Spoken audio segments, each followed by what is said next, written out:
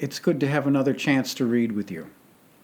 Today I'm going to read another classic fairy tale from the book Classic Fairy Tales with great illustrations by Scott Gustafson. And the story I'm going to read to you today is The Three Little Pigs. Now this is one version of the story. Because these fairy tales were told from one person to another before they were written down, they often changed. And so this is just one version. You can hear different versions. So, let's begin. Three Little Pigs. Once upon a time, when pigs spoke rhyme, and monkeys chewed tobacco, and hens took snuff to make them tough, and ducks went quack, quack, quacko, there was an old sow who had three little pigs. Now this wise mother pig knew that the time had come for her children to be out on their own. And even though it saddened her greatly to do so, she packed each one a lunch and sent the three little pigs off to seek their fortunes. Tiny eyes wept salty tears as the little pigs left the homey comforts of trough and sty. With a final oink and sob, each walked through the gate and out into the wide world.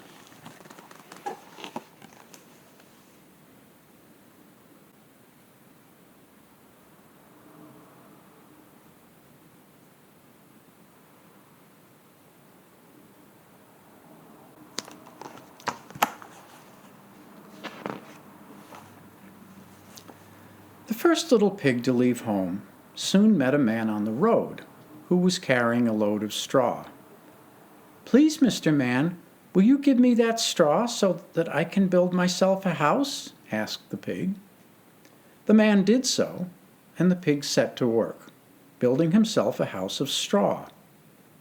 When he had finished, he was quite pleased with himself and sat in the shade of a tree to enjoy his lunch. Suddenly, a wolf came down the road, and in an instant, the little pig was inside his house.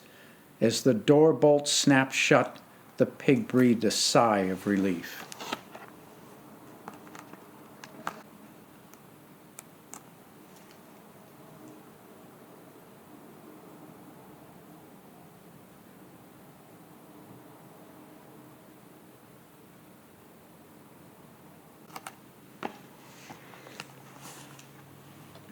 But then there was a loud knock on the door, and he heard the wolf say, little pig, let me come in." To which the pig answered, "Not by the hair of my chinny chin chin." "Well," said the wolf, showing his teeth, "then I'll huff, and I'll puff, and I'll blow your house in." And then the wolf huffed, and he puffed, and he blew the house in. Luckily, the little pig safely scrambled through the swirling straw and quickly ran off across the countryside. Meanwhile, the second little pig had met a man on the road who was carrying a bundle of sticks. "Please, Mr. Man," the little pig said, "will you give me that bundle of sticks so that I can build myself a house?" The man did so, and the pig set to work at once building himself a house of sticks. When he had finished, he made himself a hammock and lay in the shade to enjoy his lunch. Suddenly, his brother appeared running up the hill, waving his arms and crying that the wolf was close behind him. No sooner had the two little pigs scrambled into the house of sticks than indeed the wolf appeared. There was a loud knock, and the wolf said, little pigs, let me come in." To which the pigs answered, "Not by the hair of our chinny chin chins." "Well," said the wolf, "then I'll huff, and I'll puff, and I'll blow your house in." And so he huffed, and he puffed, and he blew the house in.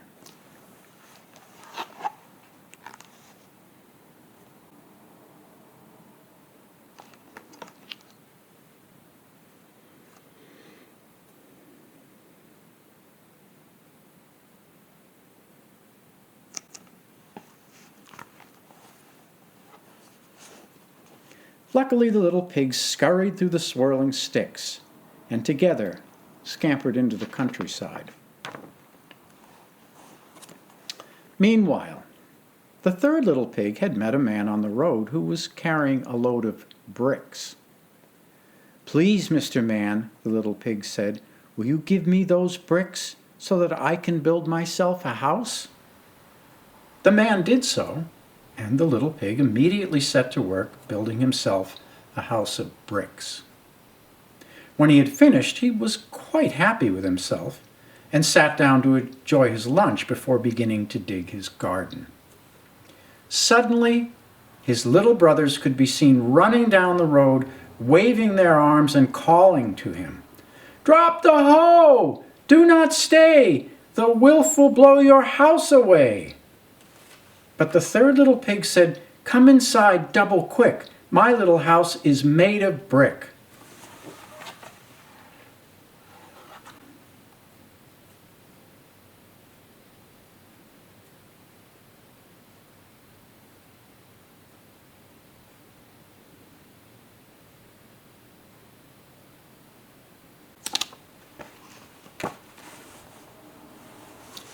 In a moment, all three little pigs stood behind the locked door of the brick house. And indeed, after a very short time, the wolf appeared. There was a loud knock at the door, and he said, little pigs, let me come in." To which the pigs replied, "Not by the hair of our chinny chin chins." "Well," said the wolf, "then I'll huff, and I'll puff, and I'll blow your house in."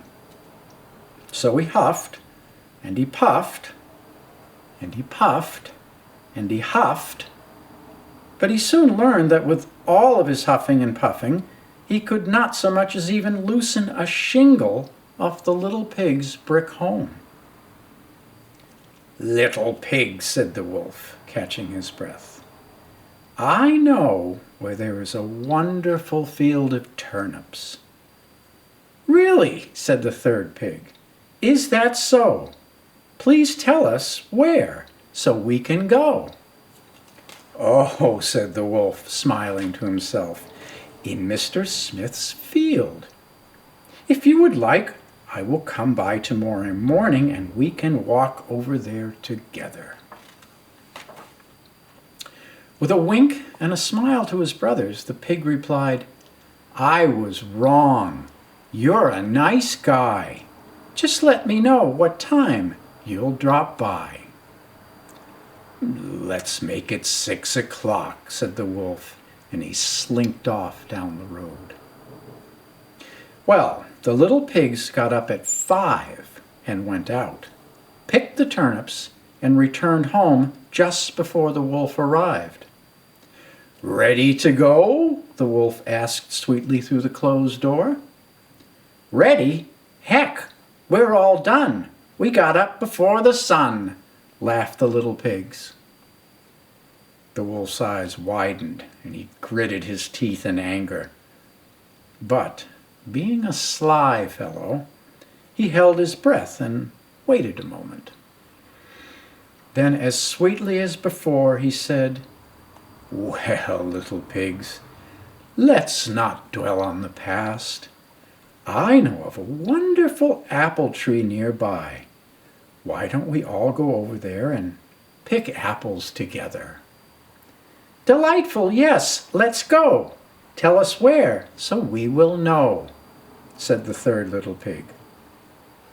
"At Merry Garden," said the wolf. "So no tricks now, and I'll see you at 5. Well, once again, the third little pig got his brothers out of bed an hour earlier, and they headed off to pick apples, hoping to get back before the wolf arrived at their door. But the wolf was not so easily fooled this time, and the pigs saw him coming while they were still high in the tree. "Little pigs, what a surprise to find you here so early," said the wolf, smiling. "Tell me, are the apples good?"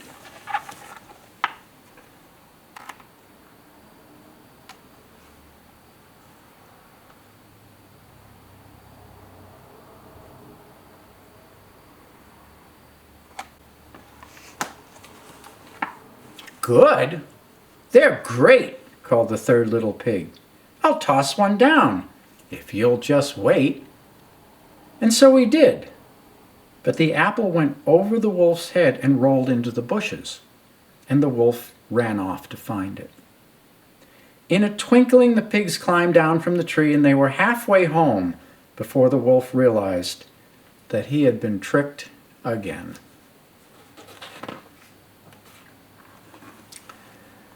Later, back at the pig's front door, the wolf had another outing in mind. "Little pigs, what a shame we keep missing each other," said the wolf. "There is a fair in Shinklin this afternoon. What do you say we walk over together and spend the day?" They agreed to meet at 1 o'clock. So once again the pigs set out much earlier than arranged. They went to the fair and bought a butter churn. On the way home, the pigs had just carried it to the top of a hill when they saw the wolf coming. Not knowing what else to do, they climbed inside of the churn and rolled down the hill.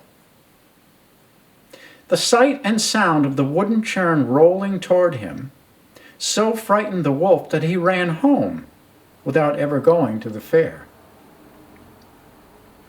Later, at the pig's house, the wolf told the three little pigs how he had been frightened on the road by a rolling butter churn. "Ha ha, old wolf, for a fool you've been taken.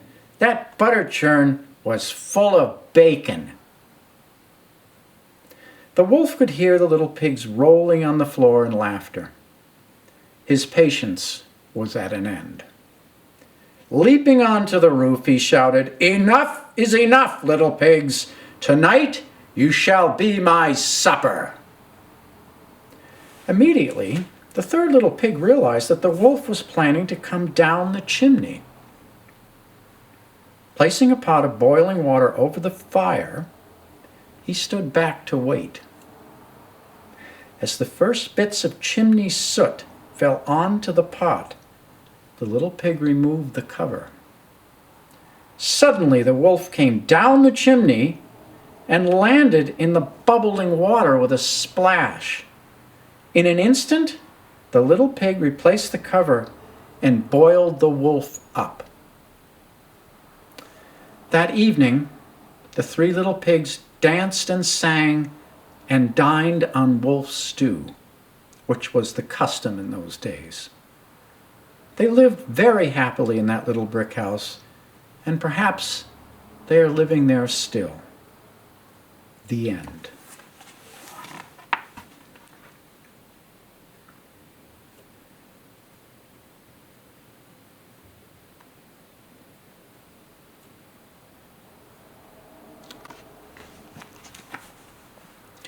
Well, I hope you enjoyed that story of the three little pigs, and hope to see you again.